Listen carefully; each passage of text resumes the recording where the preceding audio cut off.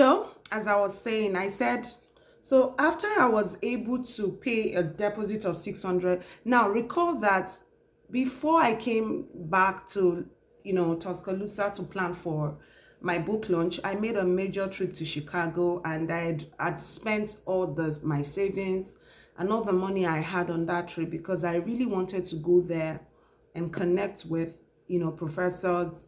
And I spent all my savings really. And I had spent all the money that I had on that trip. In fact, I even spent more money on all the tax returns that I got. And so now the question was, how do I then take care of my lunch?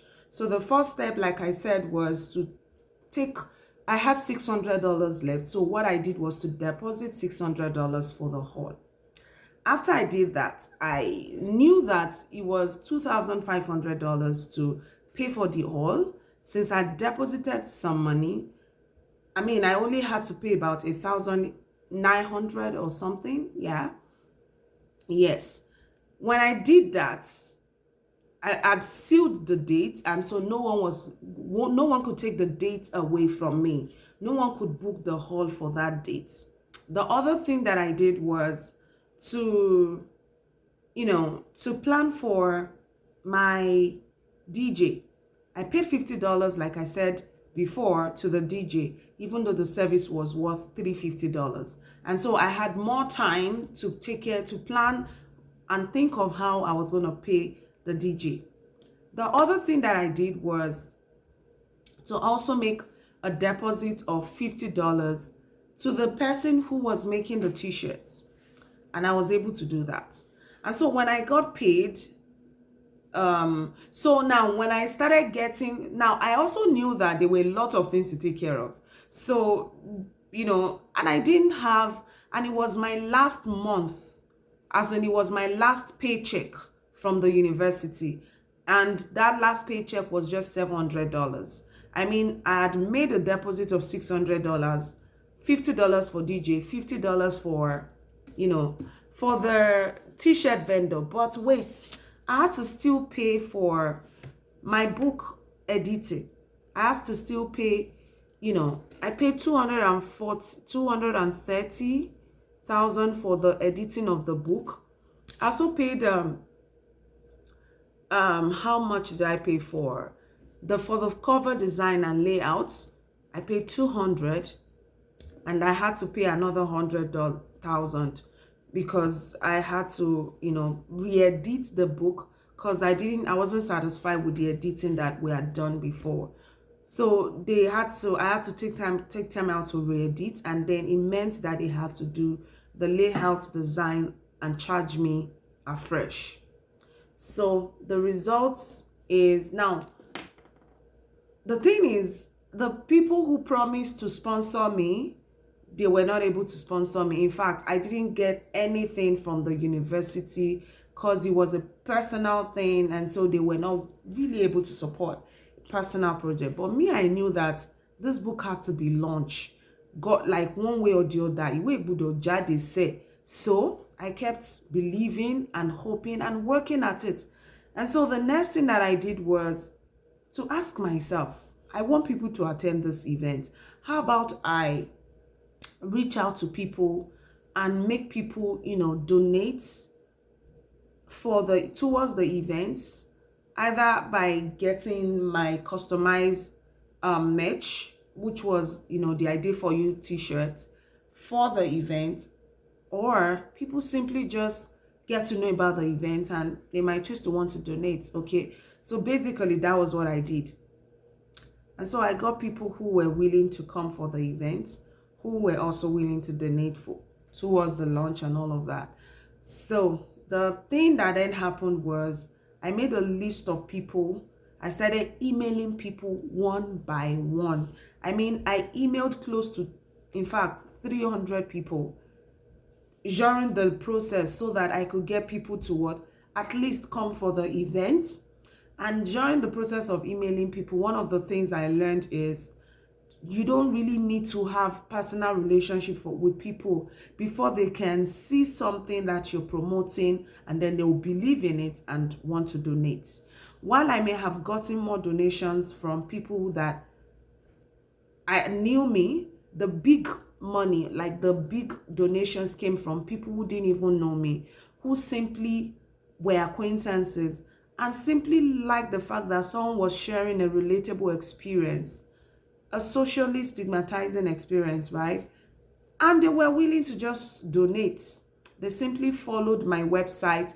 I created the website and I simply email people, tell them to RSVP for the event, and if they cannot come, they could donate. And so people started donating and donating and donating.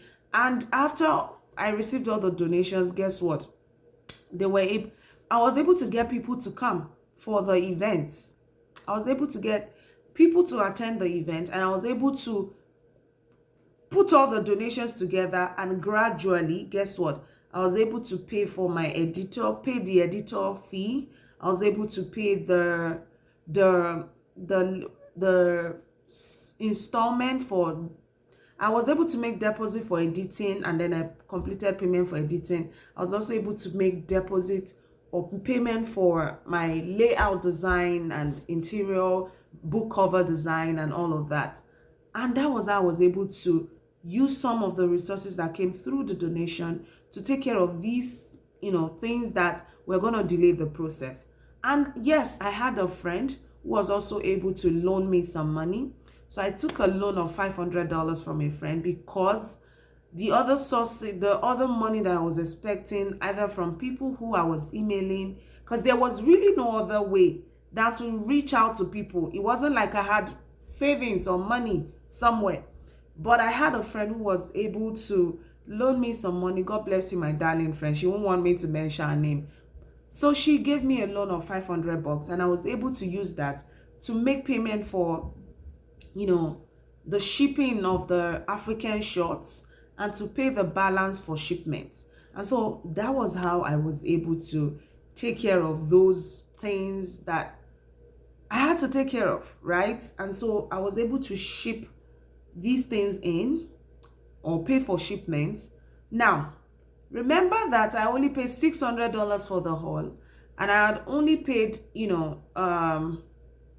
how much did I pay again? $600 for the haul, and I was only able to pay $50 for DJ, and I'd only paid $50 deposit for the t-shirts.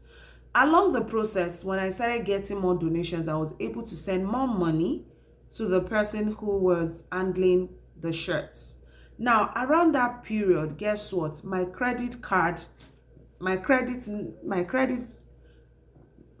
score had crashed even before the book launch, because my credit score had crashed from like, was it January?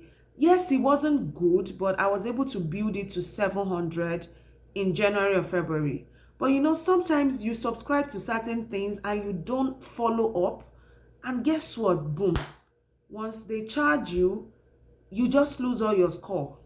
I mean, like some things that you subscribe for that you don't monitor, they have a way of just killing your credit score. And so that was what those things just simply messed up my credit score. And moving forward, I'm not going to do any automated thing on my credit card again.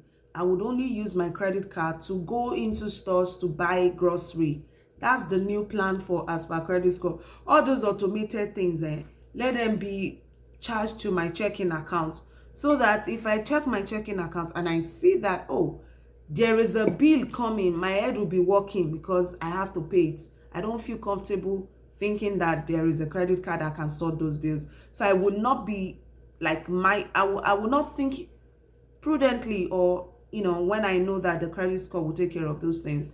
So the plan is to switch all those automated whatever to my checking accounts, so that I know that when I don't have money in my checking account, I know that no, I have to find a way to make money back for those things that are taking the money away from my checking accounts, those automated whatever. So the other thing I want to share with you quickly is